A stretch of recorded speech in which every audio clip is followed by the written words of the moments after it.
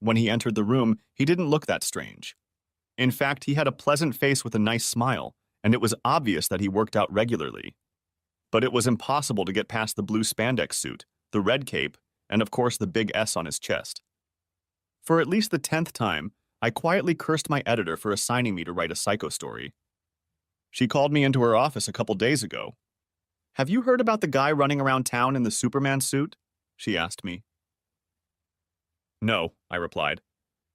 "Sounds like a psycho to me." "Quite possibly," she admitted, "but the geniuses in the city department think there might be a story in this, and they want us to get it." We tracked him down, and he agreed to an interview. "Guess who'll take it?" she said reproachfully. "Why do I always get the weird people?" I asked, raising my eyes to the sky, but I got the assignment anyway. Whoops! It all flashed through my mind as I got up to meet him. I could only hope it wouldn't be that bad. "I'm Ella Finn," I said, rising to shake his hand. "Alex Stevenson," he said, returning my handshake. "Nice to meet you." We sat down and I pulled out a tape recorder. "I'll be recording today's interview," I said. "Is that okay?" "Sure," he agreed easily. "No problem." I checked the microphone again to make sure it was on. "So, this is Elle Finn, a reporter for the New York Times, interviewing Alex Stevenson, aka Superman. Mr. Stevenson, let's get right to the point. Do you really believe you are the Man of Steel?" "I wish you'd call me Alex," he replied. "It would make things a lot friendlier." He smiled lightly and I nodded in agreement. "Anyway, to answer your question, I'll say that no, I'm far from a superhero." "So why are you wearing a suit?" I asked. His face took on a serious expression. "Probably because I didn't want to be vulnerable anymore." I tried not to react, but it wasn't what I expected. "It sounds like someone hurt you badly," I said cautiously. "Do you want to tell me about it?" He sighed slightly. "Okay," he said, and began to tell his story. The F train had that peculiar smell of dampness that you sometimes get in the summer, and I was glad when I finally reached my stop on Queens Boulevard. But once I descended the stairs into the relentless sunshine at street level, I almost wished I was back underground. By the time I reached our apartment, I was dying to get inside, under the air conditioning.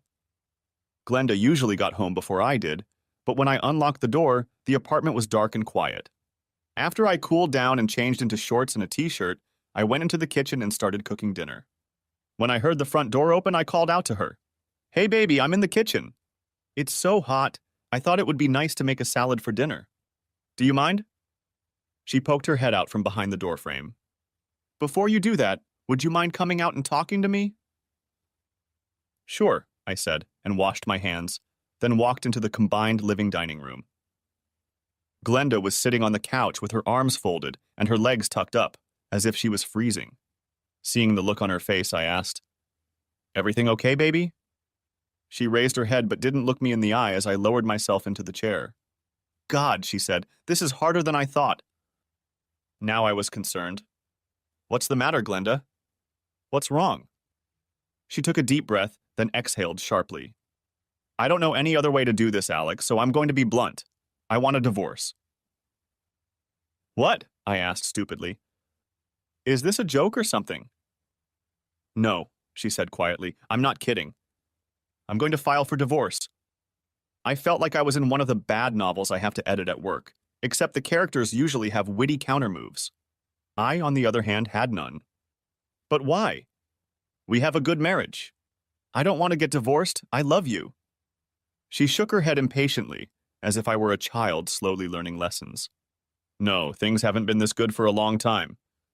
I could feel it, even if you didn't." She shifted on the couch and leaned forward as if trying to sell me something. "You didn't do anything, Alex. We just drifted apart. It's no one's fault. It just happens sometimes." I tried to protest, but she held up her hand. "Please don't," she said. "There's nothing you can say to make me change my mind." "I'll just pack my things and leave," she continued. I was still in a state of bewilderment. "You're leaving? Where are you going? Can't we talk about this?" She shook her head sadly. "I'm going to stay at a friend's house until we get things formalized here. Please, just accept it." Neither of us want to say anything that will make the situation any harder than it already is." With those words, she disappeared into our bedroom, and while I stood there in shock, she reappeared a surprisingly short time later, rolling her suitcase behind her. It was as if she'd already packed it and was waiting. "Please, Glenda, how about counseling? Can't we find someone?" She stepped around me and opened the door. "I'm sorry, Alex, I don't have anything to talk about. It has to be like this." With those words, she rolled her bag across the threshold and slammed the door behind her, leaving me standing in stunned silence. I slowly walked over to the couch and collapsed on it. In the novels I edit, the protagonist goes into a raging rage or goes to the nearest bar to get drunk or leaves to try to get laid. I didn't do any of those things. Instead, I sat in the encroaching darkness and tried to find answers to the questions swarming in my head. I just couldn't understand what had happened, much less why. My relationship with Glenda wasn't outstanding. We went to the same college and were part of a group that hung out with each other all 4 years we were there. Most of the time, neither of us dated each other. It was easier to do things as a group rather than as a couple. But in my senior year, Glenda started dating a guy who wasn't in our group, so we didn't see her as much as we used to. I think she was hoping he would propose, but he chose grad school in California, and they broke up at graduation. I was an English major and, like many others, wanted to go into publishing after graduation. So, like many others, I moved to New York City and started looking for a job. 500 resumes and 40 interviews later, I was working as a waiter and living with 5 friends in a one-bedroom apartment in a bad neighborhood in Brooklyn. And then I got lucky. It turned out that my grandfather knew someone in the publishing business, and when he heard about my dreams, he approached me with a request. Eventually, I was able to land an internship with a real publishing company. The bad news was that the internship only paid minimum wage, so I still had to moonlight at night after I was released from my day job. The good news was that now I was actually working in the industry I aspired to and had the opportunity to learn what publishing was like from the inside. Now I was working 2 jobs and making one paltry salary, including tips.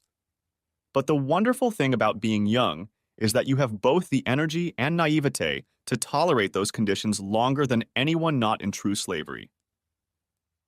On a Tuesday night, when I didn't have restaurant work, my roommates and I decided to head to a bar in Midtown Manhattan and spend some of our precious income on overpriced alcohol.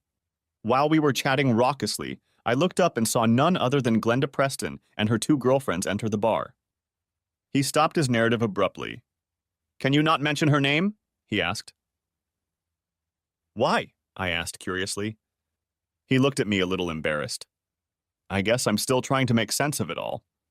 Somehow it seems like open warfare with her isn't going to help. I was surprised. It seems my psycho was deeper than I had realized. "Actually, it'll make it easier for me," I told him. "I won't have to track her down and find out her side of the story. What's more, this should be about Superman, not his ex-wife." All right, he said, and continued his story. Spotting her, I nearly knocked the beer bottle out of my roommate's hands as I rushed toward her. But as I approached her little cove, I stopped, suddenly hesitating. Would she be as glad to see me as I was to see her? But at that moment, she looked up and, spotting me, squealed, "Alex," and rushed to hug me. We hugged, then she pulled away, looked at me carefully, and kissed me on the lips. I didn't understand where it came from, but I felt fine, so I didn't care. She put her arm around my waist and introduced me to her girlfriends. I, in turn, dragged them to meet my roommates, thus earning countless brownie points, since neither of us were that comfortable trying to pick up a girl. Glenda and I had a great time that night. It was like being back in college. Much later than I'd planned, we finally broke up for the night, and after exchanging phone numbers, she gave me another kiss full of promise. We started meeting every chance we got. The only difference was that this time, there was no group to distract us or smooth our interactions, and so the relationship seemed to move faster and burn hotter than I think either of us expected. One of the realities of living in poverty is how hard it is to find time and space to be alone together. My apartment was a disaster. One or more of my roommates would always show up out of nowhere, usually at the most inopportune moment. Even when I had pre-planned and reserved one of the 2 bedrooms for a few hours, someone would walk in unexpectedly, oblivious to our desire for privacy. Glenda's was a little better, because there were only 4 roommates, and they were all girls who understood and followed the rules of social etiquette much more scrupulously. Still, Their apartment was tiny and the interior walls were thin, so there was no real privacy, especially when we were in the throes of passion. Hearing giggles coming through the door was unpleasant enough, and hearing the constant comments on our liaison was just too much. Despite all the obstacles, our relationship continued to grow, and we talked about finding a place just for the two of us. But the realities of New York real estate and entry-level salaries made that just another rosy pipe dream, until fate intervened again. Out of the blue, there was a shakeup at the publishing house and a vacancy for a junior editor opened up. I must have made a good impression, because I was offered the job. The pay was about as much as I could make in a month as a waiter, but there were employee benefits, so I didn't hesitate to turn in my waiter's uniform and become a real book editor. No sooner had we celebrated my good fortune than Glenda was equally rich. She was moonlighting at Dennison and Lozer, one of the many large law firms in town, and when a paralegal position became available, they hired Glenda full-time. She was low on the totem pole too, but law firms paid more than publishing houses, and her starting salary was higher than mine. Moreover, when we added up our salaries, we realized that we had enough money to make our dream come true. After much searching, we found a small apartment on the 6th floor of an old building in Forest Hills. The only reason we could afford it was because the building was almost a mile from the nearest subway station. We rented it right away. After that, we went shopping for used furniture, and on moving day, I got down on one knee and presented Glenda with the ring my parents' loan allowed me to buy. From the look on Glenda's face, you would have thought it was a Hope diamond. The first few years of our marriage were good. Although our funds were extremely limited, we found ways to enjoy the Big Apple and each other. Because we were so far from Brooklyn, I lost touch with my old roommates, but made new friends among the other junior editors at the publisher. Soon a small group of us would get together for lunch or happy hour, and it was a lot like my old college gang. Glenda kept in touch with her roommates, but didn't seem to make that many friends at the law firm, probably because it was pretty stuffy, at least as far as I could tell. But if her job wasn't a source of social opportunity, it was definitely rewarding from a career standpoint. Glenda showed a real aptitude for legal matters, and her talent was recognized and rewarded. She began to be given more challenging assignments, which she enjoyed doing, and upon successful performance, she was promoted and moved to a higher partner in the firm. This inevitably led to longer working hours, but she was happy for the opportunity to show what she could do, and I was happy for her. And that brought me back to tonight and Glenda's sudden, incomprehensible departure. I went to the refrigerator, pulled out a 6-pack of beer, and returned to the couch to try to figure out what had happened. I hadn't expected this turn of events. Sure, we no longer had that feeling of first love that I can't bear to tear myself away from you for a minute, but no one stays that way forever.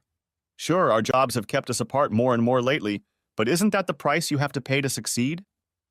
What drove me crazy was that we had no major fights, no clash of goals or values, nothing that could explain her decision. Okay, I'll admit that there were times when she was intolerant of our standard of living, but I felt the same way. And anyway, weren't we on a path that would eventually lead us to more of the things we wanted? Glenda was already moving in that direction, and once one of the seniors, that's what we called the senior editors at my company, finally decided to retire, I'd be in line for a nice promotion too. So what was the problem? The more I recounted the events and the longer I drank, the more chaotic my emotions became. I became despondent at the thought of my marriage falling apart. I loved Glenda, and it hurt like hell to find out that she no longer loved me. What was I supposed to tell my parents? They loved Glenda too and were looking forward to having grandchildren. The thought infuriated me. How could she be so impulsive and selfish? Did she not realize how many people she was hurting, starting with me? This, of course, made me depressed again about her inexplicable departure. I staggered back to the bedroom and collapsed on our double bed, not bothering to undress. Fuck it, I thought drunkenly. It doesn't matter anyway. The problem with beer is that it creates an undeniable need for relief, so strong that it woke me up early in the morning and made me go to the bathroom. I barely made it, and emptying my bladder was so painful that I almost screamed. When I finally finished, I found that I was already awake. My stomach felt like I had drunk battery acid, and at the same time, I felt like I hadn't eaten in a day, which I realized was almost true. Swearing, I surrendered to the inevitable, got up, showered, and shaved. Then I headed toward the subway station and walked into a small coffee shop to get breakfast. There was only one other customer there at that hour. Likewise, when I got to the office, I was the first person there. I tried to immerse myself in my work, but my thoughts kept returning to what had happened. Not knowing why she'd left kept me in suspense, and as time went on, I grew angrier and angrier. I finally convinced myself that I deserved answers, and I decided to act. Glenda and I never went to see each other during work hours. Our business was sacred, not to be disturbed. Today was an exception. I knew when Glenda usually went to lunch, and carefully timed my visit so that I would arrive just before she left. I even splurged on a cab to her office so I wouldn't be late. When I walked into the Dennison and Lauser law office, I didn't recognize the receptionist, but since I met very few people there, that didn't surprise me. "Hi," I said. "I'm Alex Stevenson, Glenda Preston's husband. I've come to ask her to lunch." The receptionist looked up at me with astonished eyes. "Okay, I'll just call her and let her know you're here." No, I said hastily. "It's a surprise. I'll just go back for her." She looked at me doubtfully, but I walked confidently past the counter to the front door, and she obediently let me pass through. As I walked through the aisles, I thought I noticed a few curious looks, but I ignored them and headed straight for Glenda's stall. She was chatting with another young woman, but when she saw me, she stopped abruptly and her face went pale. "What are you doing, Alex?" she demanded. "You can't be here. I'm working." "Well, I'm here," I said belligerently, "and I intend to stay here until you tell me why you left me last night." "Keep your voice down," she hissed at me, her face turning bright red. "I explained to you last night why I was leaving." I was getting more and more angry. "You didn't explain anything. You just told me a bunch of platitudes that don't mean anything." She looked around, and I realized that we had attracted a small crowd. Other people working in the area clustered around her in a semicircle, as if to help her fend off an attack. I was embarrassed, but I couldn't back down. Realizing that a confrontation could not be avoided, Glenda seemed to jump at the opportunity. "You want to know why I left you?" she said, making no attempt to lower her voice. "Well, I'll tell you, I'm leaving you because you're a nobody. You're a weak little man hanging on to your pathetic job, hoping that someday someone will die and you'll get a promotion. You're boring and uninteresting, you've gotten fat and sloppy. That's why I'm leaving you." I stood there in shock with my mouth open. I felt like I had been punched in the face. Who was that woman? "But," I objected weakly, "you didn't say anything before." "Well, I just did, loser," she snapped back. "And you want to know something else? You suck in bed and not in a good way." "Ooh, great," I heard someone exclaim in the crowd. I was stunned, and my pride was wounded. "Well, screw you," I said firmly. She only laughed. "Screw you? You work for a publishing company and screw you is the best you can do?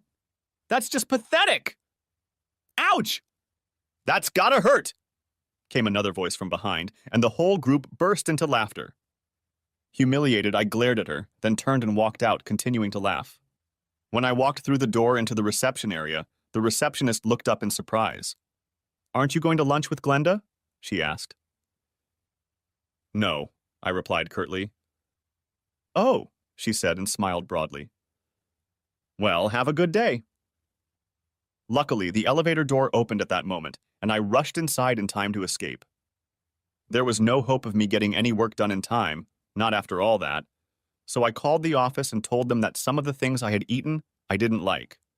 Then I got on the subway at Queens Station and headed home. After changing into jeans and a t-shirt, I went downstairs and went for a walk to Flushing Meadows and the Old World's Fair site. I found a place to sit near the Unisphere, and as I looked at the huge metal sculpture of the globe, I wondered what had just happened to me. I'd never heard Glenda complain about any of the things she'd accused me of in her office today. Sure, I was ambitious, but I was also smart enough to realize that opportunities don't come along very often in the publishing business. What's wrong with being patient? And that rant about my sexual activity, it was a low blow, literally. She never once complained. Besides, I was sure she often had orgasms when we had sex. But if she wasn't satisfied, I'd be happy to do more or try something different, if only she'd mention it. Nevertheless, I had to admit that her insult shook me to the core. I looked down at myself and noticed an incipient roll of fat around my waist. Damn! I had let myself get sloppy. When I was in college, I kept myself in pretty good shape, but the fat around my middle was something I couldn't deny. Beer and bar food, I thought with guilt. I immediately made a vow to myself. Join a gym, give up alcohol. After Glenda's scathing assessment of me today, I was under no illusions that I could win her back, and I didn't want to, for that matter. But I could damn sure show her that I could change if she'd only give me a chance.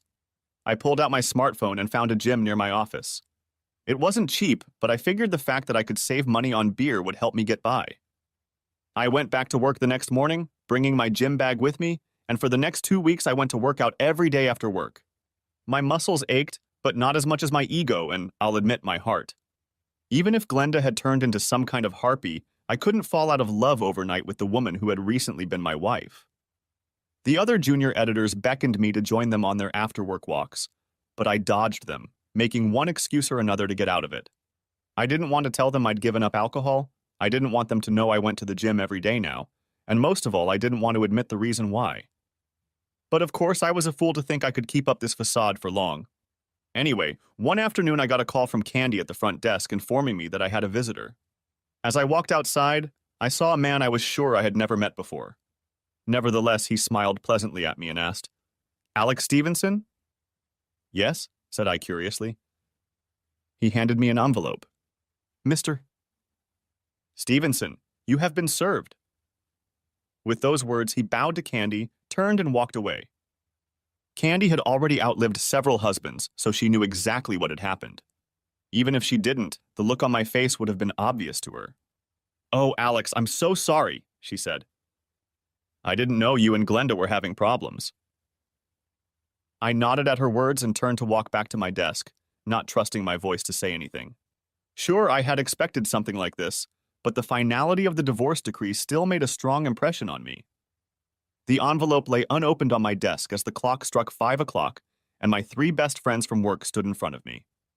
"Let's go, Alex," Marie said, grabbing my hand. "You're coming with us." I tried to protest, but the 3 of them wouldn't settle down, and I didn't have the strength to resist. When we got to the bar, they all looked at each other when I ordered a soda with lemon, but no one said anything. Finally, Jacob took the bull by the horns. "Okay, Alex, Candy told us about what happened today." "Come on, spill it. What happened between you and Glenda?"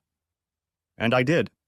I wasn't going to wash my dirty laundry in front of my friends, but it had been festering inside me for so long that once I started, everything came out, even the details of my humiliating meeting with Glenda in her office. "That bitch!" Tommy exclaimed. "Must have slept with Connor. Ouch!" He turned to Marie with an accusing look. "What did you kick me for?" But I paid no attention to their bickering and grabbed onto what Tommy was saying. "Slept with Connor? Are you talking about Connor James from her law firm? What does he have to do with Glenda?" I demanded. "Well, after we saw him sucking on her face, it was pretty obvious. Ouch! Damn it, Marie, that really hurts! Don't you know when to keep your mouth shut?" Marie hissed at Tommy as he stood rubbing his shin. Then she turned to me with an apologetic look on her face. "I'm sorry, Alex. Back in March, the 3 of us went out to dinner, and then we walked into a bar and saw them together. From the way they were acting, it was pretty obvious what was going on. I made a few quick mental calculations. No, it couldn't be her. She took night classes back in March." "Oh yes," Jacob picked up on that. "She took night classes." Then he saw the angry look in Marie's eyes and took a quick step back to avoid getting under her foot. "Don't any of you ever think before you speak?" she asked in frustration. She turned to face me again. "Alex, that wasn't the only time. The 2 of them weren't exactly outspoken. Now I was not only angry but humiliated. You knew and you didn't tell me? What kind of friends are you?" Marie took my hand. "Come on, Alex, it's not that simple. We didn't know what was really going on, and neither of us wanted to spread rumors. Besides, they were so blatant about it, we thought maybe you knew and—" "You thought I knew and didn't mind?" I asked in amazement. "I can't believe it!" I headed for the door, but Jacob grabbed my arm. "Look, kid, the truth is, if any of us told you about this, you'd deny everything and start hating us. You know it's true. Everybody shoots the messenger. Deep down, I knew he was right, but that didn't make me feel any better. Being humiliated enough in front of Glenda's co-workers to become a cuckold in front of my friends was beyond me.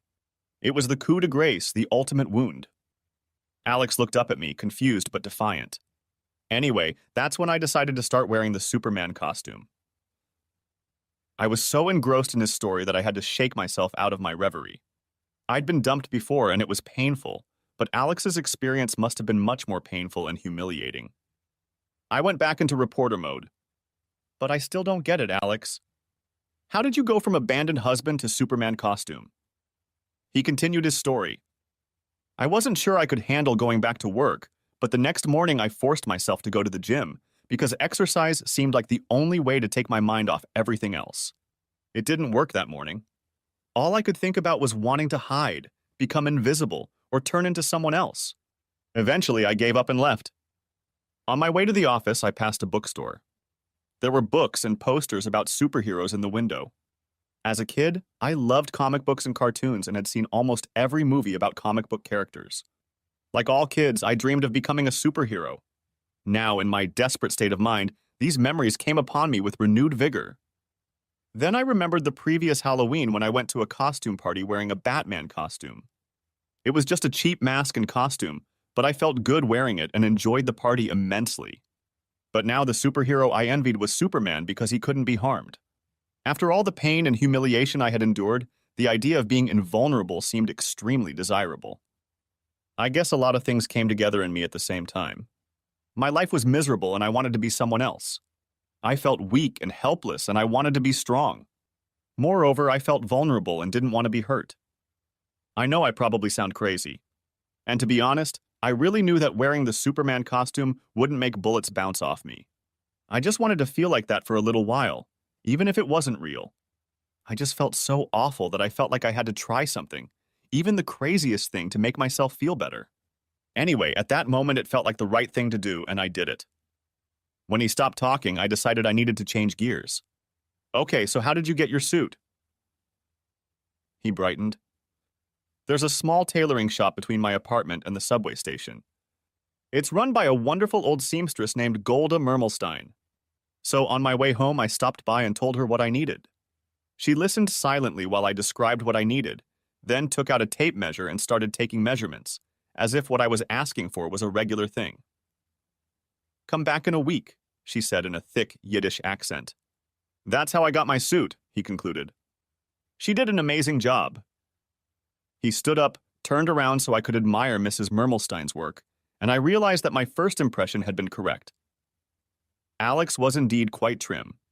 The elastic material fit him snugly, and I admired the work for a moment. He coughed politely, and I realized I'd been staring at him for too long.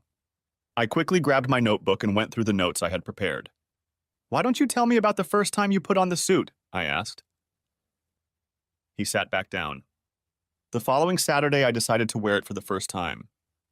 It was the scariest night of my life. He grinned in surprise.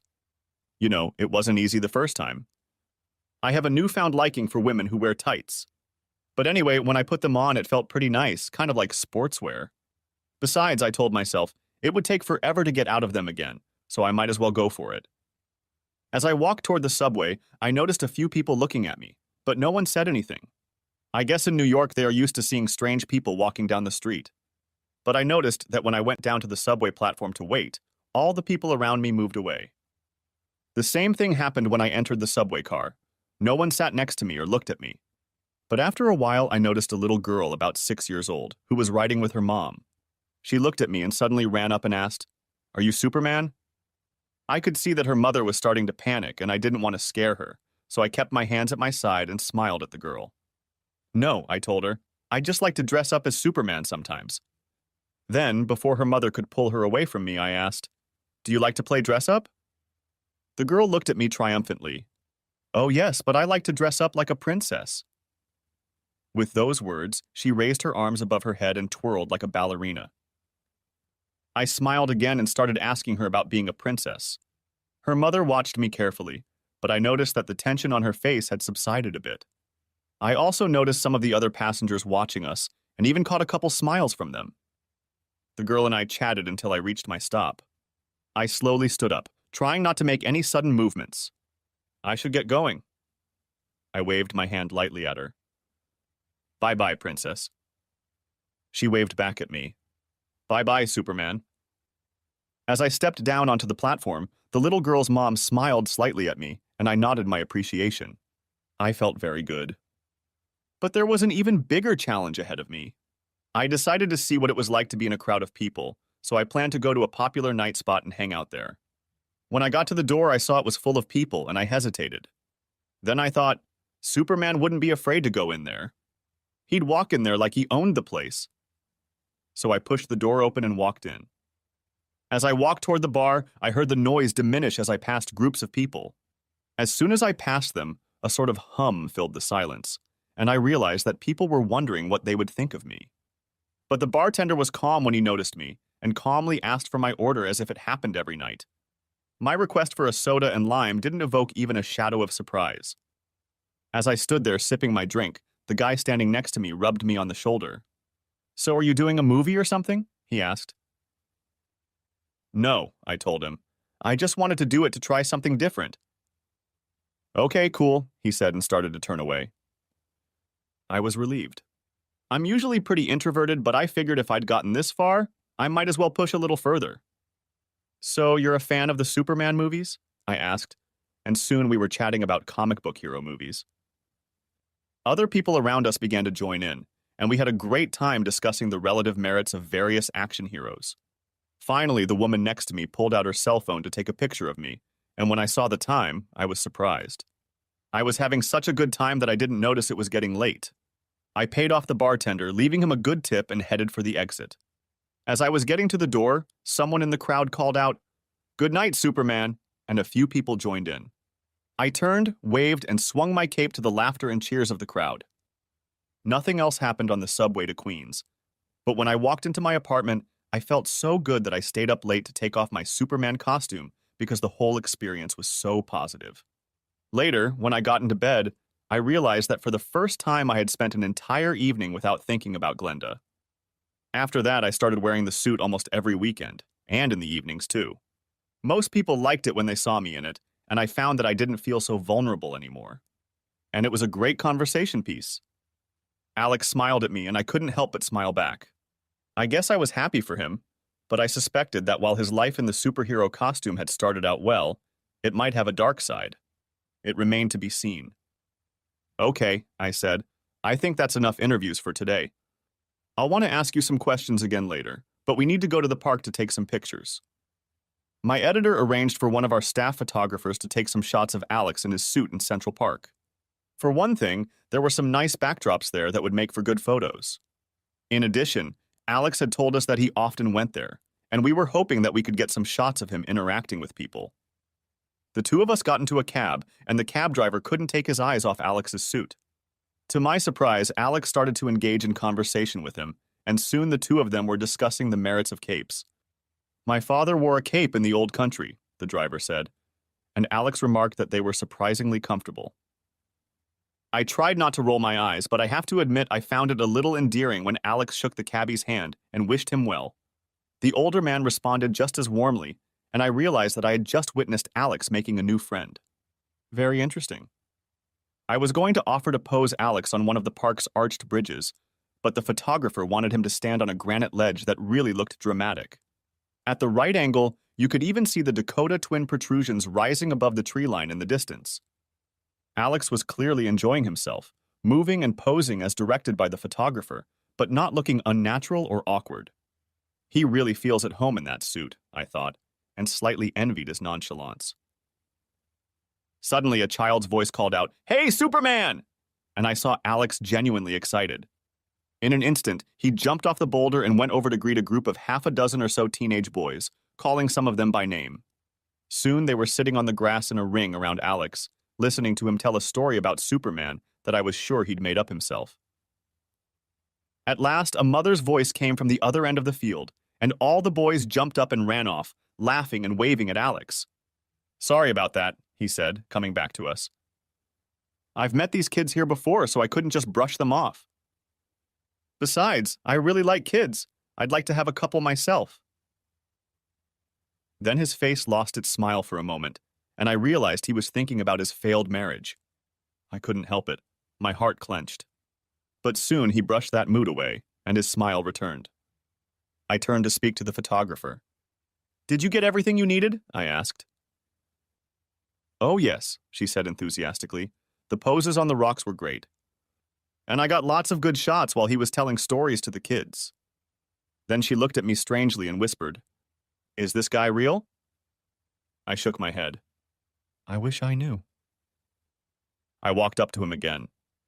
You were great with the kids, and it seemed to go well at the bar that night you told me about.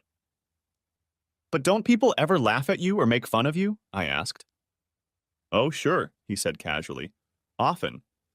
But I just wave and smile at them and they don't bother me. He looked at me shrewdly. I have a way of dealing with things like that. When something unpleasant happens, I ask myself, what would Superman do? For example, if someone started making fun of Superman, it wouldn't bother him one bit. He knows who he is and what he can do, and their remarks bounce off him like bullets. I had my doubts. What if people don't want to talk to someone wearing a suit? Don't you think you sometimes push people away? I guess so, he said thoughtfully. But if they don't want to deal with me, that's fine. I'm not trying to impose myself on others. I'm just trying to live like everyone else. Just doing it differently. He saw that I was skeptical and suddenly perked up. Hey, I have an idea. Are you doing anything tomorrow night? When I admitted that I had no plans, he got excited. Instead of another job interview, why don't you come with me? We'll go somewhere and you can see for yourself what it's like. When I hesitated, he leaned across the table to me impatiently. Come on, it'll be fun. What have you got to lose? It was starting to turn into something more than I expected, but I knew what my editor would want me to do, and besides, his enthusiasm was infectious. Okay, I'll do it, I told him, and he looked genuinely pleased. Back at my apartment that evening, I told Terry, my roommate, about my strange interview. She, too, thought he sounded like another psycho. When I told her I accepted his invitation to go out with him the next night, she only rolled her eyes. Come on, Ella, she said. Can't you find a normal guy to go out with? I laughed, but her words hurt me a little. I'd had a few bad encounters, and Terry knew I was intimidating. Of course, Terry considered herself more my guardian angel than my roommate, but I appreciated her concern for me. Unsurprisingly, I was a little worried the next night when the cab dropped me off at the bar where I was supposed to meet Alex. I had no idea what to expect, and the fact that Alex was nowhere to be seen didn't improve my mood. But suddenly I heard my name being called, and I turned around to see Alex in his Superman costume speeding down the sidewalk toward me. It'll be fun, he said with a confident smile, and taking my hand like it was the most natural thing in the world, he led me inside. As soon as we passed through the door, I heard the tone of the background noise change. People were pointing at each other and talking, and I started to feel very uncomfortable. But Alex immediately ducked into the crowd and led me behind him to the bar. The bartender noticed Alex and called out loudly, "Superman is in the house." Immediately, the room filled with cheers and applause, and the level of excitement seemed to rise. After checking with me, Alex ordered me a glass of white wine, and I saw with interest that he had actually gotten a soda for himself. As soon as the drinks arrived, he took my hand and dragged me toward a large gathering of people on one side of the hall. As we walked, people kept reaching out to shake his hand or greet him. I was getting more than my share of curious stares, and I began to realize that being with Alex meant being around a small celebrity. Alex joined the conversation like a child jumping into a pool on a hot day. He would instantly engage in a discussion with almost anyone within earshot, and I marveled at the ease with which he participated. As I watched what was happening, several things caught my eye. First, although he actively engaged in the conversation, he was careful not to dominate it. Instead, he kept asking for other people's opinions, and when he seemed to disagree with them, he would simply turn to someone else and ask for their opinion. Secondly, he was consistently friendly, smiling at people and giving them positive feedback, making them feel good about themselves. Finally, even though I was only there as a passive observer, he made an effort to involve me in the process, and I couldn't help but appreciate his sensitivity. He was easy to communicate with. Another thing I soon learned was that Alex never stood still for long periods of time. He kept circulating through the crowd, talking to new people as they came into his sphere of communication, and then moving on in a completely natural way. I was surprised to find myself enjoying the evening. I expected to be a fly on the wall, observing and making mental notes for my article. Instead, I found myself talking to people much more than usual and enjoying it. I also found myself drinking a few more glasses of white wine, which probably contributed to even more conversation. At one point at the end of the evening, a rather attractive blonde woman squeezed her way through the crowd. She approached Alex and, pointing at me, asked demandingly, "Is this your date?" Alex turned to me with a smile on his face and asked, "I don't know, Ella. Are you my date?" I blushed and quickly replied, "No, I'm just a friend." "Good," the blonde said, and then began brazenly caressing the front of Alex's swim trunks. "So why don't you and I go back to my place and find out if you really are a man of steel?" she asked insistently. Alex blushed even harder than I did and quickly removed her hand. "Sorry, but I'm all business today."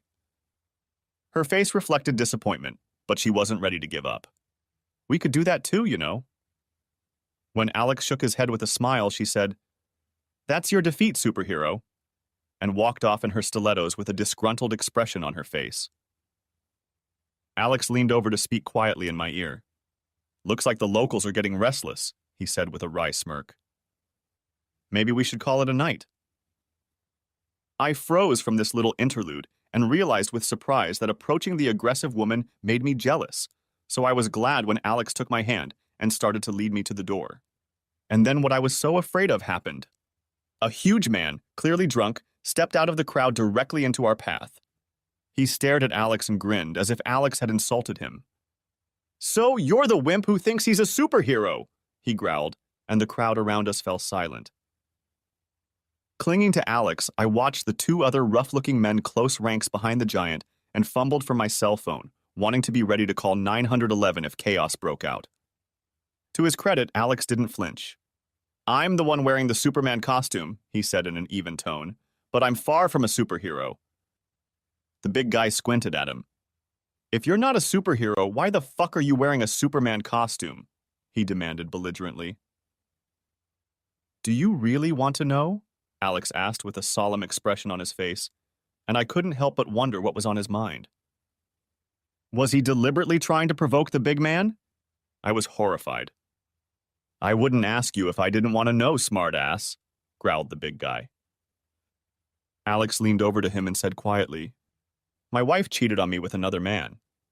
She ran away and broke my heart and humiliated me. I put on a suit to protect myself because I don't want to be hurt like that again." The big guy looked at Alex for a long time, and then he did something I never would have thought he would do. He wrapped his arms around Alex and hugged him. "Damn, man, I know how you feel." My wife did the same thing to me. He then let go of Alex, patted him on the shoulder, and said, "Take care of yourself, you hear?" With those words, he stepped aside, opening a path for us to the door. Behind us, someone shouted, "Good night, Superman!" And as others picked up on that cry, we left the building. On the sidewalk, I started to shake. "Oh my God, Alex, I thought he was going to kill you," I said in a shaky voice. Alex looked at me triumphantly. "I thought so too," he said. Then his smile returned, and he said, "Let's go get something to eat." I let him lead me to the late-night diner, and after we ordered, I started babbling. "What made you say that to that guy?" I wanted to know. "How did you know he would react like that?" Alex shook his head. "I had no idea what he was going to do.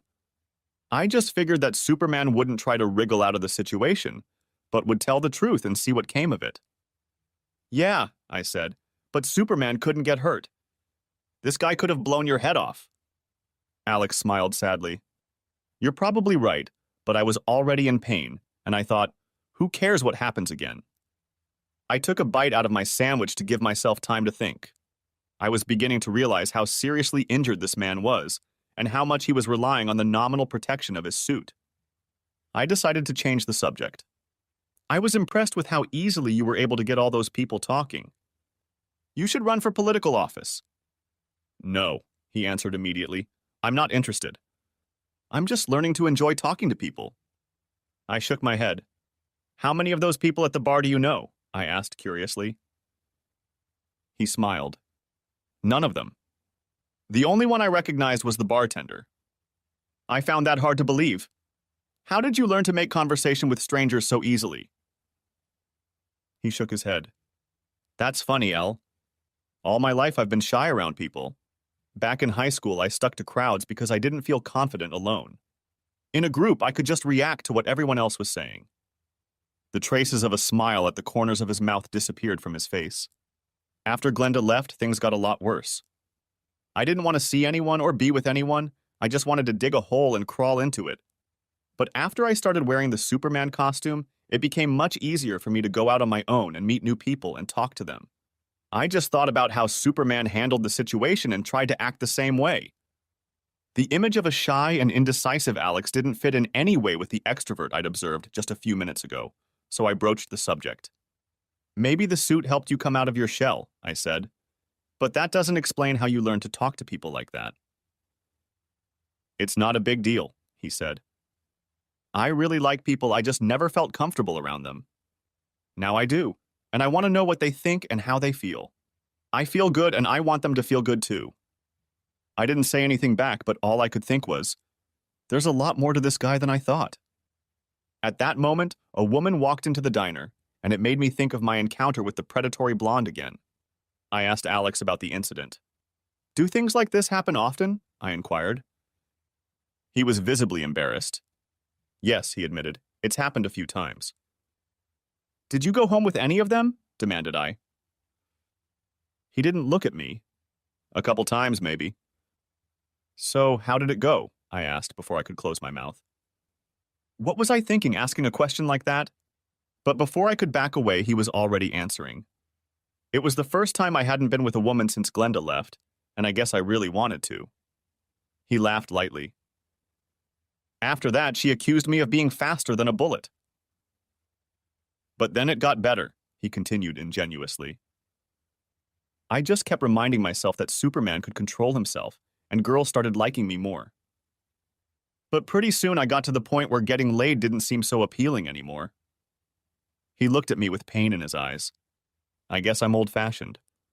All I wanted was one woman if she was the right one. I thought Glenda was like that, but it turned out to be different. He glanced suddenly at the clock above the counter. Do you need to go home? He asked thoughtfully, and looking at the time, I was shocked at how late it was already. He walked me to the curb and caught a cab for me. I guess a raincoat fluttering in the wind comes in handy sometimes. While the cabbie eyed him, Alex opened the door and helped me inside. Thanks, Ella, he said. I know it was just for your article, but I really enjoyed being with you tonight. Then he closed the door, and as the cab pulled away, I looked back and saw him standing on the curb. The cabbie turned to look at me. Who was that? He asked curiously. I'm still not sure I know, I said. When I got home, Terry was waiting for me, and she wanted to know all about my evening. After I finished talking about the night's adventures, she asked what I thought of Alex. When I told her about how badly he'd been hurt, she gave me a hard look. He may have had a hard time because of his ex-wife, but he's not a lost kitten, Ella. You don't need to give him shelter and a bowl of milk, you know? I know, I said, but it was hard for me to stop thinking about him and everything he'd been through. When I sat down to write an article about Alex, I found it very difficult to get started. On the one hand, recounting the experiences Alex shared with me would be easy, and what I observed in the park and at the bar would definitely make a great piece. But I found myself struggling to convey what was really going on inside Alex. One question every reader would like an answer to is why a seemingly normal guy would do such a seemingly irrational act. I reread the article several times before I came up with a headline I liked. Heartbroken superhero seemed to me to best capture the controversy, and once I realized that the rest flowed easily. When I got the assignment, I was sure it would be a waste of time and my work would be ruined. But after a tumultuous day and night with Alex, and another day spent trying to describe what was really going on inside him, I began to take great care of my paper. I didn't want it to end up in the Spike, and I was terrified when I finally turned it into the editor. An hour later, she called me. Do you have more? She asked gruffly. What do you mean? Asked I irritably. It's already the right length. I carefully edited the article down to the standard length for the city section. I consider myself a serious writer, and I realized that if I didn't edit my work, someone else would start editing it and ruin what I had done. It's not suitable for Sunday Magazine, she said, and I sighed. An article in Sunday Magazine can be much longer. What's more, the articles that appear there tend to get a lot of attention, and unlike the daily articles, they stay on the Times website all week long. I was shocked. Pleasantly shocked, of course, but still. I went back to the computer and started pulling up all the material I had cut out. With the luxury of all those lovely extra column inches, I quickly began to revise what I had, turning it from a news item into a feature story. I kept the basic idea, but now, freed from the inverted pyramid style, allowed the story to flow much more organically. By the end of the day, I had finished the piece, and my editor was quite pleased. "It's really good, Ella," she told me, "and you managed to submit it in time for the Sunday edition." I felt like I'd hit a grand slam. In the evening, I did something I shouldn't have done. I called Alex and told him to check the Sunday Times magazine this weekend. "So it won't be on the daily news?" he asked uncertainly. "Is that good or bad?" "Oh, that's definitely a good thing," I said. "You'll see." After I hung up the phone, however, I began to have my doubts. What I'd turned in to the editor was a positive, honest human interest story, and I thought it captured Alex very well. But that didn't mean the finished product would turn out that way. What if some higher-up editor decided to turn the story into a humor piece mocking Alex, or worse, making fun of him? I've seen that happen before, and the result could be pretty brutal. If it happened, he'd think I'd written it that way. The more I thought about it, the more I wished I hadn't called him. Reporters are supposed to keep their distance from their subjects, to be impartial. If they don't, they lose objectivity, and then it's no longer reporting. But damn it, I found that I couldn't help but like Alex, and if my article turned into a rant, I'd feel terrible. Besides, I admitted to myself, I'd probably never see the guy again. While that was still unlikely, it would be nice to think it was possible. I had deliberately avoided perusing the magazine beforehand, but when my own copy of the Times showed up on my doorstep, I quickly reached for the magazine section. There, on the cover, a picture of Alex standing on a boulder in Central Park stared back at me with smiling eyes and a hard expression. Underneath it was the headline, "Queen Superhero with a Broken Heart." OMG, my story made the cover! I quickly switched to the article under my author title and started reading. No, I was relieved to see that they hadn't turned my article into a parody. Moreover, the more I read, the more I realized that they had used it almost exactly as I had written it. Not only that, they had used it, all of it, my whole damn article. Wow! I sat there in my pajamas and felt great. Getting the cover story was an amazing coup that a reporter like me could only dream of. And then another thought struck me. I wanted Alex to read the article and tell me he liked it. Where did that come from? I wondered. After reading the article, Terry only shook her head. "You're doing it again, Elle. This guy is damaged. I don't want you to get hurt." I ignored her. On Monday, I received numerous congratulatory phone calls, but I hadn't heard from Alex. I realized that he had no particular reason to call, but I grew more wary every day. Maybe he had a different reaction to the article, I thought. Or maybe he took offense at my attempts to give a balanced view of him. Or maybe, I thought sadly, he just wasn't interested in talking to me again. I was deep in self-pity when my cell phone rang. It was Alex. "Hi, Ella," he said. "I'm sorry I didn't call you sooner, but things have been crazy around here. None of my friends at work can believe it's me. My mom from Illinois even called. I don't know how she found out about it. She's worried about me," he said with a laugh. "She thinks I've lost my mind." He kept talking nonsense while I tried to get a word in edgewise. Finally, he paused to catch his breath, and I took advantage of the moment. "So," I said, "what do you think of the article?" "Oh, that was," he said, then paused, and I heard him talking to someone else for a few seconds before he got back on the line. "Look, that was my boss, so I should get going. But before I do, I was wondering if you could have lunch with me on Wednesday. Then we can talk more about it." "Sure, I guess," I said, trying not to give away my impatience. "Great!" he enthused and gave me the name of a small establishment on 8th Avenue, not far from my office. "I'll see you Wednesday at noon," he said, and left. As I hung up the phone, I wished we'd had time to talk more about the article, but it didn't sound like he was unhappy with it. Anyway, I thought, at least he wants to see me again. Turning back to the computer screen, I saw a slight smile in his reflection.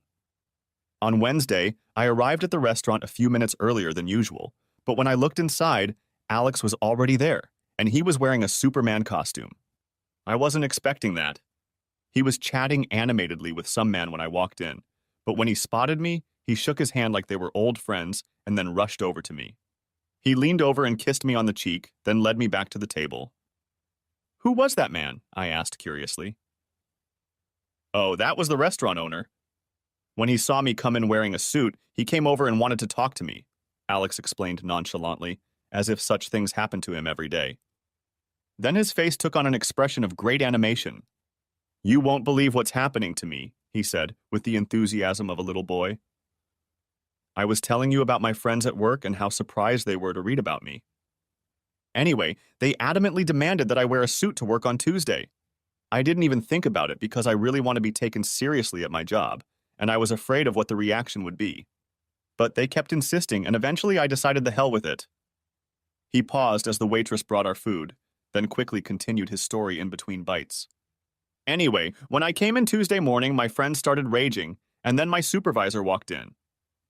I was horrified, but she just stared at me for a minute. Then she snorted and said, 'Okay, I guess you can wear that thing, but if it detracts from the work environment, you're going to have to change.' I was shocked. I thought she would be furious about it. But the fact that she didn't freak out made me feel even more confident. After lunch, I decided to take another gamble. I did something I'd wanted to do for a long time, but hadn't dared to do before I put on the suit." He leaned across the table to me, and his enthusiasm was palpable. Every week, publishers receive dozens of unsolicited manuscripts from aspiring writers. They just get tossed in the garbage can, and most are ignored or sent an automated thank you, but no thank you letter, he explained. But I started looking through some of them to see what they were about, and found one that seemed really good. Beginning authors are usually terrible. They use bad grammar and come up with trite or ridiculous plots. But this book was so much better, and I really thought it had everything I needed to be a good salesman. I was afraid to take it to Mrs. Grissom, my boss, because junior editors don't do that. He flashed his wide grin at me. Anyway, on Tuesday I decided to act more like Superman than myself. After lunch I went to her office and handed her the manuscript. After she told me to stop wasting her time, I said, "Mrs. Grissom, just take this home and read the first couple of chapters. If I've really wasted your time, then you should fire me because I clearly don't have the right talent for the job." I tried not to show my reaction, but my insides clenched. What Alex was describing was something I often dreamed of, because I always wanted to become a serious writer. I'd even written a novel, but I'd never tried to submit it anywhere because I knew it wasn't good enough. To hide my envy, I said, "You didn't really do it, did you, Alex? I know how much you love your job. You take a lot of risks." He grinned crookedly. "Maybe so, but I really believe in it, and I figured it was better to take the risk than to be in constant fear of failure." "So what happened?" I wanted to know. "Nothing yet," he said. "Mrs. Grissom is out of town and won't be back until Friday." "Oh my God," I said. "I'm going to be nervous waiting to see what she thinks." "That's why I wanted to have lunch with you today, so I could have something more pleasant on my mind." I blushed in spite of myself. I knew it was just flattery, but it still felt good. And then he said something that made me feel even better. "There's another reason I wanted to see you today. One of the big online booksellers is throwing a swanky cocktail party for the publishing industry this Saturday. We should all go, and I'd really like you to come with me." "You want me to be your date?" I asked, surprised. "Yes, if you're not in a relationship and you want to come." No, I'm not in a relationship." Yeah, I'd love to go with you," I stammered. "Great," he said, and handed me a copy of the invitation. "Here are all the details. Why don't I meet you in the lobby at 8 o'clock? I nodded because I seemed to be having trouble speaking. To hide my awkwardness, I glanced at my watch. Oh, wow, I have to get back to work. Alex nodded and started craning his neck to look for the waitress who was supposed to bring our check. But instead, the owner spotted him and approached our table. "It's not often we get a superhero lunch," he smiled. "Your lunch is on the house." Alex stood up and thanked him warmly. Then they hugged as is customary for men, and we headed for the door. "That was amazing," I said to Alex. "I've never seen a restaurant charge for lunch like that before." "You should go out with superheroes more often," he said with a wink. Alex walked me to the office, waving and nodding to strangers who spoke to him along the way. When we reached the front of the building, he said, Thanks for the great article and thanks for having lunch with me. Then, before I could respond, he leaned over and kissed me on the lips. As I stood there in surprise, he turned to leave. Don't forget about Saturday night, he said with a smile and then disappeared. What just happened? I asked myself, slowly walking back to my desk. All afternoon, I had a hard time concentrating on my work. On Saturday, I couldn't believe how nervous I was getting ready for the cocktail party. You're acting like you're getting ready for prom, I scolded myself. But then I remembered that I didn't actually go to prom because I didn't have a date. Anyway, I pulled out my best little black dress and black ankle straps with heels that were higher than I remembered. After examining myself in the mirror, I regretted for the 1,000th time that I hadn't gotten a little bigger on top, but I thought my legs looked pretty good, so I decided that would do just fine. Terry came in for a final check on me. She silently walked around me and then stopped in front of me, nodding approvingly. Have a good time, sweetheart, but take care of yourself, she said solemnly. Yes, fairy godmother, I said with a smirk. I promise I'll be home before midnight. She only shook her head, but I thought I saw a smile flicker across her face. The event was being held at the Waldorf Astoria Hotel, and I splurged on a cab because I didn't want to sweat on the subway. When I entered the lobby, I didn't notice Alex at first, but then the crowd parted and he appeared, resplendent in his Superman costume. I assumed he'd wear a regular suit and tie or even a tuxedo for such an important event. But I figured that if he was brave enough to go in a suit, I might as well be brave enough to go with him. As soon as he spotted me, he immediately rushed over to us. I've never seen you in a dress before. You look amazing, he said. And even though I knew he was just being nice, it still made me feel good to hear him say it.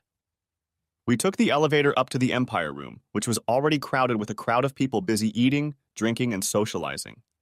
However, when Alex and I entered the lounge, there was an instant buzz, and no sooner had we found something to drink than we were surrounded by people asking questions and making small talk.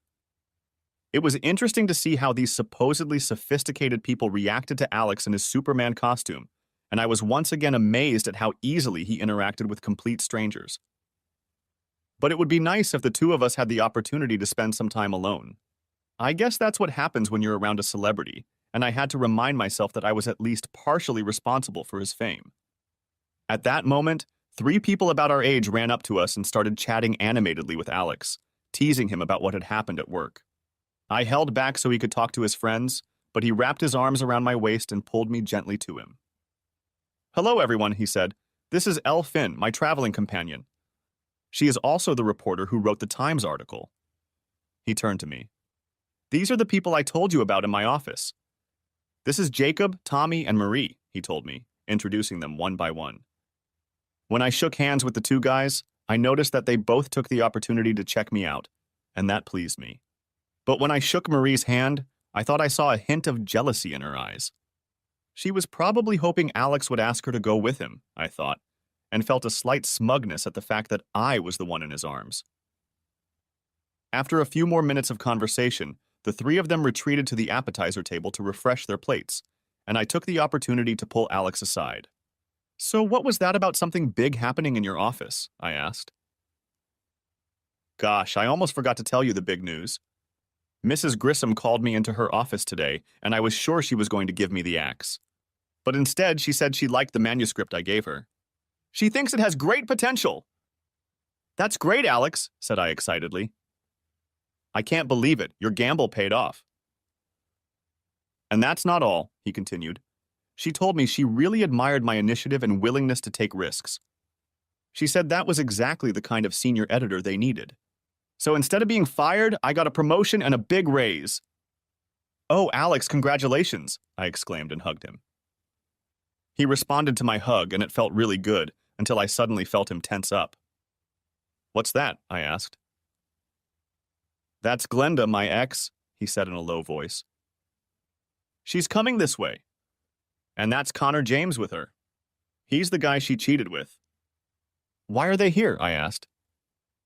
I should have known she'd be here, but I didn't even think about it, he said. Her firm does a lot of legal work with the publishing business. I turned and saw a pretty blonde in an evening dress, accompanied by a man in a tuxedo. Her frowning face gave the impression that she had eaten something sour. She didn't wait for us to approach and spoke in an angry voice. I can't believe you showed up to an event like this in that stupid Halloween costume, Alex. You're making a complete fool of yourself. Alex folded his arms across his chest, and I noticed the tension in his posture. Why are you so upset, Glenda? Why do you care what I choose to wear? You look ridiculous in that padded suit, and I'm embarrassed to have you here like this amongst all these important people. Sorry to embarrass you, but I'm going to wear what I want whether you like it or not, Alex said, then added. And for your information, the suit has no lining. Reflexively, Glenda reached out and touched his bicep, then jerked it away in embarrassment when she realized what she'd done. Clearly trying to change the subject, she glanced at me. You have not introduced me to your little companion for this evening, she said wryly. I beg your pardon, he said in a sarcastic tone. Glenda Preston, let me introduce you to Elle Finn. This is the New York Times reporter who wrote the Sunday magazine article about me. She looked at me with a chuckle. How appropriate, she said. An associate editor at a publishing house and a reporter at a newspaper. Two losers from two dying industries. Then, before either of us could react, she grabbed her companion's arm and said loudly, Come on, Connor, let's get out of here. Alex started to stalk after her, but I grabbed his arm. Please don't make a scene, Alex, I begged. Who cares what she thinks? For a second, I thought he was going to pull away from me and go after her, but then his muscles relaxed. Okay, Elle, I'll leave it at that. She just has a way of getting to me. I've barely seen or talked to her since she left, and I thought she couldn't upset me anymore. And here in less than 2 minutes, she's insulting me and you, and there's nothing I can do about it. I didn't want to ask, but I couldn't resist voicing my concerns. Do you still have feelings for her, Alex? I asked. He was flabbergasted. Oh God, no. It's not that at all. I guess what makes me so upset is that she's the one who messed up. She's the one who lied and left me, and I'm the one who feels bad. And then all of a sudden she shows up tonight and acts like it's all my fault. And there's nothing I can do about it. It was clear that he was still hurt by what had happened, but I was relieved that he wasn't fixated on Glenda. I tried to divert his attention by talking about his work and my own. We stayed and chatted, I drank champagne, he drank sparkling water, and the two of us ate so many appetizers it would have been enough for an entire meal. We even went out on the floor and did a little dance, and we were both starting to feel better. Finally, Alex leaned over to me and said, I'm ready to go if you are. When I nodded, he walked me down the stairs and we got into a waiting cab. I can afford that more often now, he said with a slight smile. As we drove to my apartment, I thought about what had happened tonight. I liked Alex a lot and I admired him in many ways. At the same time, I realized that he was deeply hurt by what Glenda had done. He had told me this before, but tonight I had experienced firsthand that she still had the upper hand over him. What a bitch, I thought angrily and regretted that I couldn't do anything to help. I was beginning to feel very protective of this contradictory man who was both strong and weak. Perhaps because of this, or maybe just because a little of the courage from his Superman suit had transferred to me as well. When we reached my house, I asked him if he wanted to come upstairs for a bit. He looked at me triumphantly and replied, Yes, I really do. Unlocking the door to my darkened apartment, I whispered, My neighbor is probably asleep by now, so we'll have to be quiet. But when I reached for the light switch, his big hand covered mine to stop me. Then he lifted me up in his arms like I weighed nothing. Which one is your bedroom? He asked, and all I could do was point to it. Truth be told, that was exactly what I'd hoped for when I'd invited him in, but I hadn't expected him to read my mind so well and take charge so completely. But now I was glad he had. When I woke up in the morning, I reached for him, but his bed was empty. I felt annoyed at the thought of him sneaking out, but before I could start feeling sorry for myself, he reappeared in the doorway, and I realized he must have needed to go to the bathroom. I was relieved and happy when he crawled back under the sheet beside me and fell asleep again. We had a great night. After a while, I got up and took a quick shower before making coffee and starting breakfast. I heard the shower running again and figured he was awake too. Sure enough, he soon emerged, smiling gratefully at me when he smelled the food. I had just had time to set the table for him when my neighbor's door opened and she appeared in her robe and slippers. Alex, I said, this is my neighbor, Terry Feldman. Terry, this is Alex Stevenson. They shook hands, and after pouring herself a cup of coffee, she sat down and continued to stare at Alex so intently that he couldn't help but notice. "I guess you're not used to seeing someone in a Superman costume," he said good-naturedly. "No," she said. "I'm not used to seeing my neighbor bring home a man." Alex chuckled and I blushed with embarrassment. Sunday was rainy, and since Terry had to go out, I asked Alex if he could stay for a while. He agreed, and we spent the morning sitting on the couch reading the Sunday paper. I was beginning to feel warm and at home. There were alarm bells going off in my head, but I didn't pay attention to them because I was feeling so good. After a while, Alex put the paper aside and turned to me. "So what's the deal with your roommate?" "She seems a lot older than you." "Are you related?" "No," I laughed, "although sometimes she acts like my mother.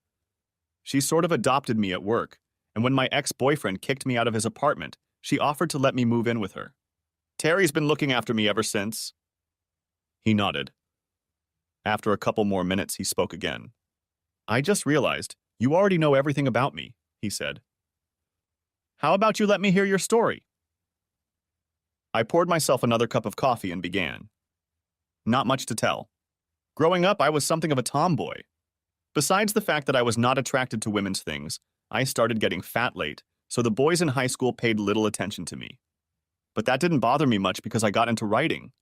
Instead of socializing, I went to work on the school newspaper and yearbook.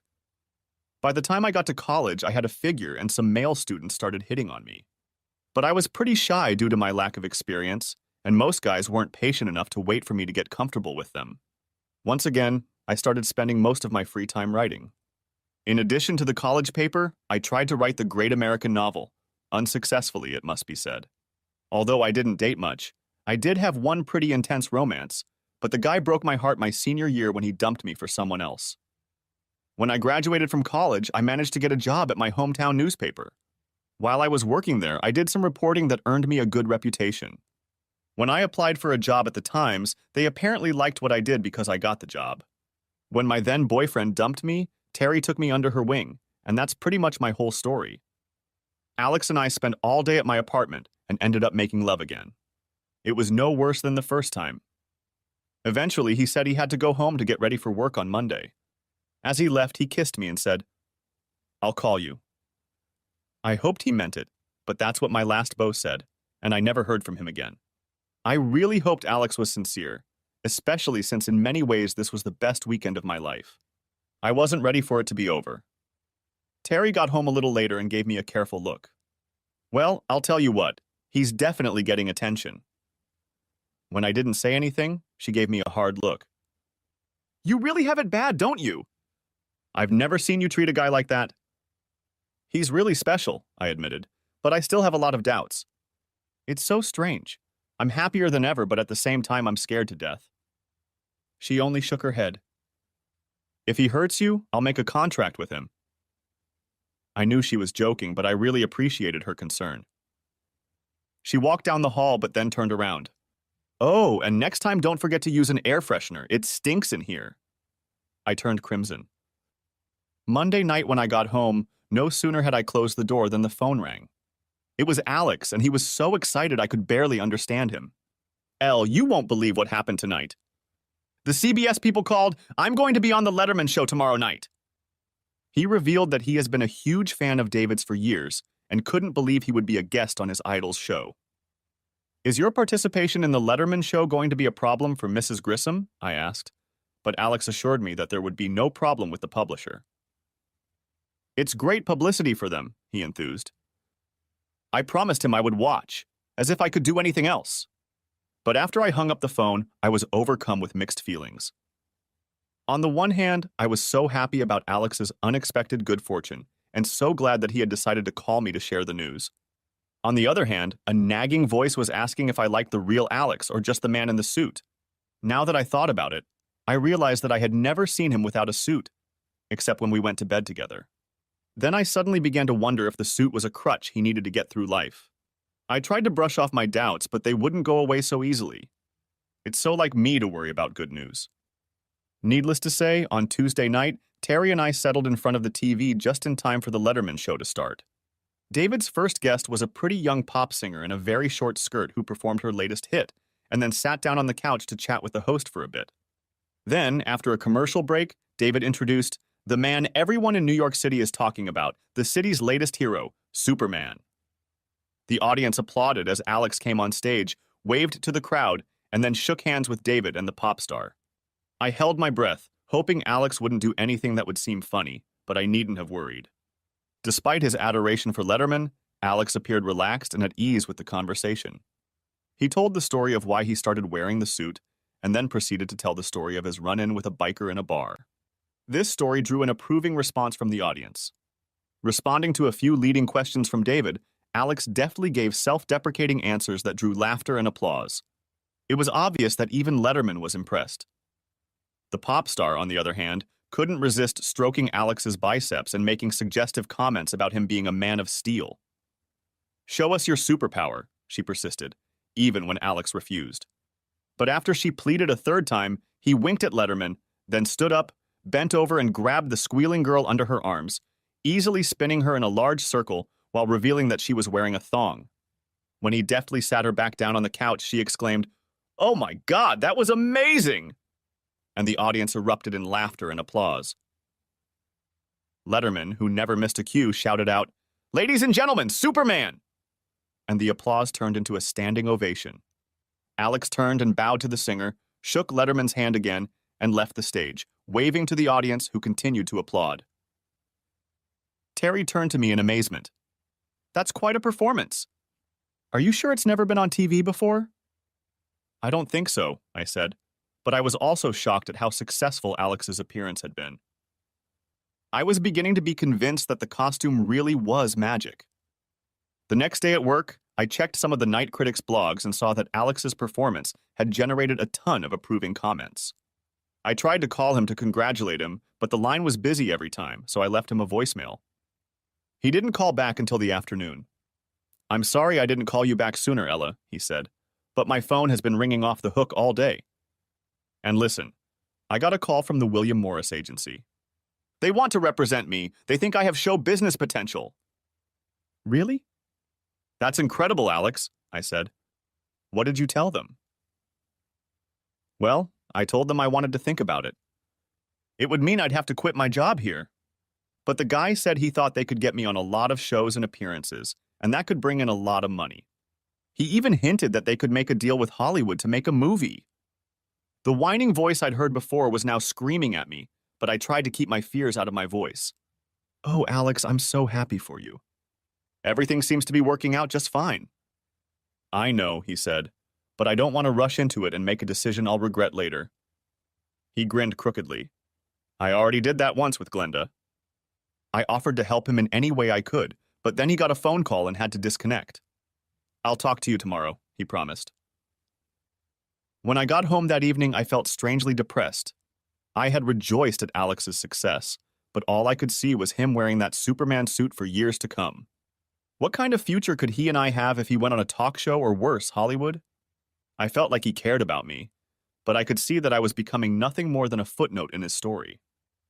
The hopeful side of me kept begging me not to get ahead of myself, but the pessimist in me was saying that trouble was already here and looming on my doorstep. Writing is one way to relax, but that night I couldn't find the energy to do even that. Terry poked her head through the door and demanded to know what was bothering me, so I tearfully told her my fears. "As far as I'm concerned," Terry said, "the real problem is this Glenda woman. She's his kryptonite. He can't stop wearing the suit because she's still capable of doing him harm. Do you want me to put a contract on her?" I laughed and escorted her out of my room. 2 days later, I was working on a routine task in my office when a coworker walked up to me and caught my eye. "Hey, Elle, aren't you the one dating Superman?" When I blushed and admitted that we had met, he pointed to my computer and said, "Look in Gawker today. There's an article that mentions him." When I first looked at the news and gossip blog, I didn't see the story because I was looking for Alex's picture, but upon looking again, I found it. Under the headline, "Woman Who Broke Superman's Heart," was a picture of a woman angrily pacing the street, trying to fight off the camera. I suddenly realized it was Glenda Preston, Alex's ex-wife. According to the reporter, who clearly sympathized with Alex, everyone in New York is asking who hurt Superman so badly. She then revealed in an exclusive Gawker piece the whole story of Glenda cheating on Alex with attorney Connor James for months before finally dumping Alex. There were enough juicy details to realize that someone in the know had ratted Glenda out. I immediately tried to call Alex, but again I couldn't get through. He didn't call me that night either, which made me even more wary, and I decided not to bother him. Maybe it was just my imagination, but I could feel the distance between us growing, and the courage I was beginning to feel when I was with him seemed to be dissipating. One of the things we do regularly at the paper is check out what our competitors are publishing. Of course, we at the Times don't recognize that we have competitors, but we still check other news outlets just in case. To make matters worse, on this day I was checking the Daily News, which the folks at the Times don't even recognize as a legitimate newspaper. However, as I was browsing through the New York section, an article titled "Ex-Superman Got the Axe" caught my eye. Of course, the article breathlessly recounted how Glenda Preston had been relieved of her duties at the law firm Dennison and Lauser, and that Connor James, whom the article dubbed her paramour, had also left under the radar. A senior partner at Dennison and Lauser said their behavior during office hours dishonored the firm's good name, as if a law firm has a good name. But I remembered how she had behaved to me at the cocktail party, and was glad that there was some justice in the world after all. This time, when I called Alex, I was surprised to get through to him. When I started to tell him about the Daily News article, he interrupted me. "Oh yeah," he said. "I heard every word because Glenda called and told me about it herself.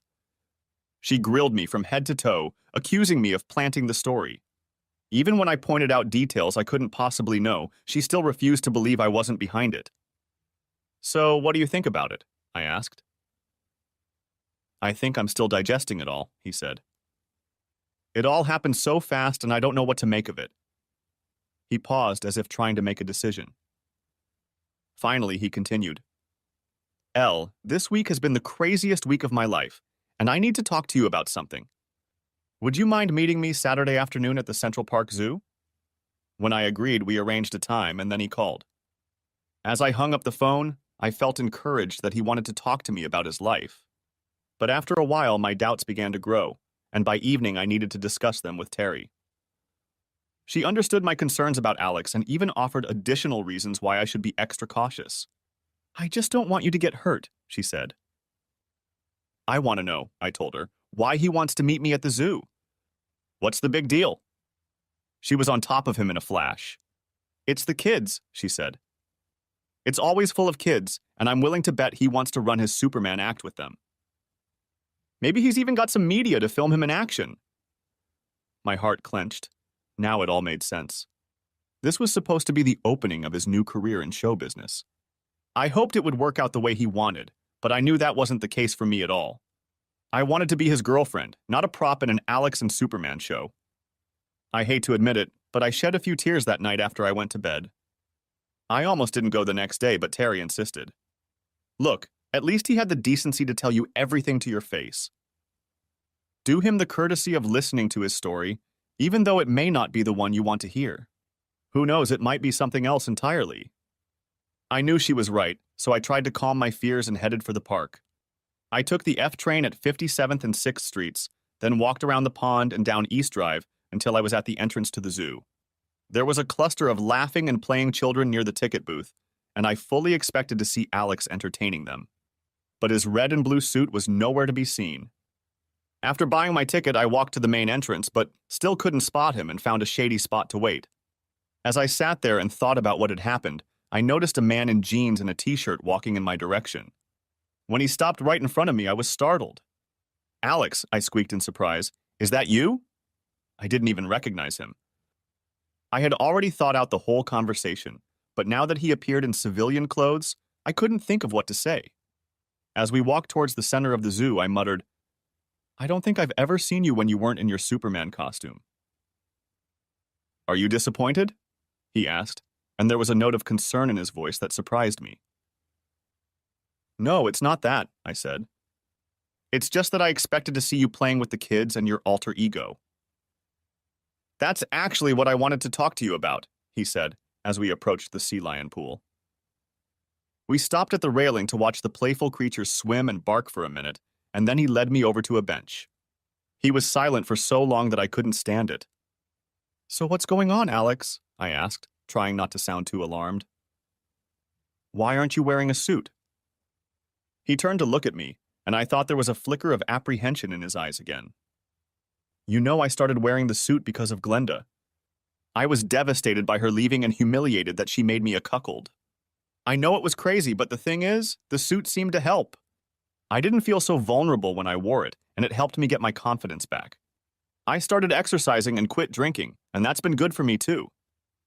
Then came all this fame, and things started happening really fast. I got promoted at work when I took the manuscript to my boss. Then I got on the Letterman show, and now I have people who want me to go to Hollywood. He reached out and took my hand. But the best thing that's happened to me out of all of this is meeting you, he said quietly. My breath caught, and my hopes started to rise, but he shattered them with his next words. But now I have a problem, and I'm afraid I'm going to disappoint you. I don't understand, Alex. The thing is, I started wearing this costume to protect myself from humiliation. But now that everyone knows the real story, it was she who was humiliated. She can no longer hurt me, and now she has to suffer the consequences of her actions. As a result, I no longer feel the need to wear the suit. I was encouraged by his words, but couldn't ignore the implications. But Alex, if you stop wearing the suit, it means you'll miss out on the opportunities the agent talked about. You could be giving up real fame and fortune.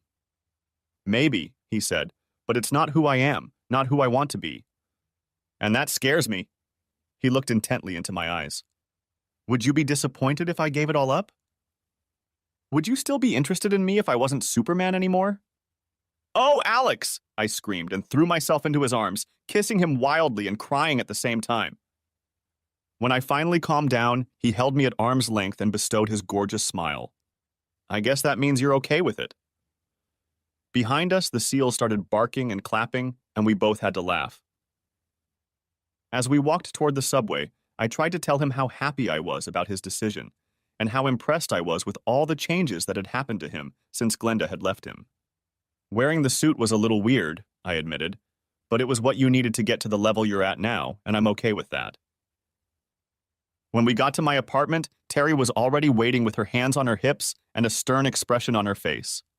But when she saw the two of us together, she relaxed and smiled. Looks like it went okay, she said, and walked over to me for a hug. Then she turned to Alex. You better treat her right, Superman, or I'll be looking for you. But she said it with a satisfied smile, and Alex leaned over and hugged her and promised that she would.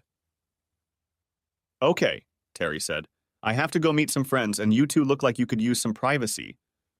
Reaching the door, she turned around to look at me. Don't forget, she said. The air freshener is in the closet. With those words, she walked out, leaving me blushing. Alex came over and put his arm around my shoulders. She really cares about you, doesn't she? He said. Like I said, she's more like my guardian angel than my roommate, I told him. She can be a little annoying sometimes, but it's nice to know she's got my back. When the two young men left for Elle's bedroom, Terry walked down the sun-drenched sidewalk until she came to a small sidewalk cafe. When she noticed her two friends waiting at a table, she waved and asked the waiter to bring her a drink. Well, said one of the women, don't keep us in suspense. Did it work out as you hoped? Yes, exulted Terry, waving her fists triumphantly. I finally got Alex out of his Superman costume, and it's just the two of them. They're already back at the apartment, and from the way they looked at each other, they're going to be together for a long time. The other woman shook her head admiringly. I have to hand it to you, Terry. You have a flair. Terry lowered her eyes with obvious false modesty. That's all right, she said. Of course, I wasn't sure about the boy for a while. When I first saw him in that costume, I thought he was crazy, a mesh eugener. But Ella was clearly fascinated by him, and as I learned more about him, I realized that he was a good man who had been badly hurt by the bitch he married. Even though they divorced, it became clear to me that she was still a bad influence on him. I decided that if I wanted to bring Elle and him together, I had to do something to break that curse. The other friend leaned forward. So how did you do it? Well, Terry continued, I had a little help. My sister works at the same law firm as that bitch, and she gave me information about what was going on over there.